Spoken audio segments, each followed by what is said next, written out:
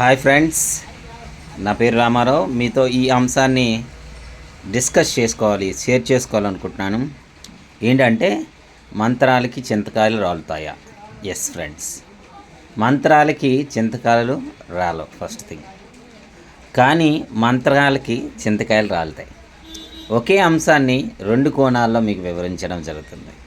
అంటే ఉట్టిగా చూసి, మంత్రాలను చూసి, ఆ పదాలను చూసి మనం పలికితే ఆ మంత్రాలకి మేబీ పవర్ ఉండొచ్చు, ఉండకపోవచ్చు. కానీ గురుముహ ఆ సాధన చేసి, ఆ సాధనా స్థితి నుంచి ఎప్పుడైతే మనం ఉచ్చరిస్తామో, ఆ సాధన యొక్క పవర్ వలన మంత్రాలకి చింతకాయలు రాలుతాయి.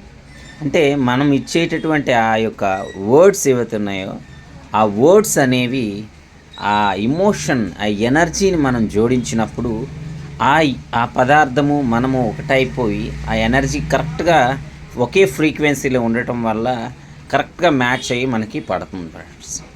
అంటే ఇక్కడ మనకి మనస్సు అనేది, పదార్థం అనేది రెండు కనెక్టింగ్లో ఉంటాయి.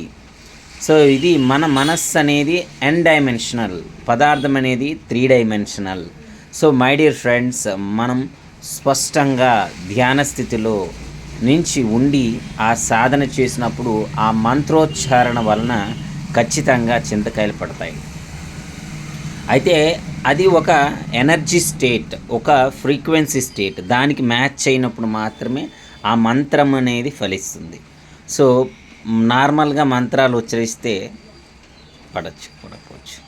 అది ఫ్రెండ్స్, మీ యొక్క స్పష్టమైన ధ్యాన స్థితి నుంచి ఏ మంత్రాన్నైనా ఉచ్చరించినప్పుడు ఆ ఫ్రీక్వెన్సీ మ్యాచ్ అయినప్పుడు అది ఖచ్చితంగా వర్క్ అవుతుంది. Thank you.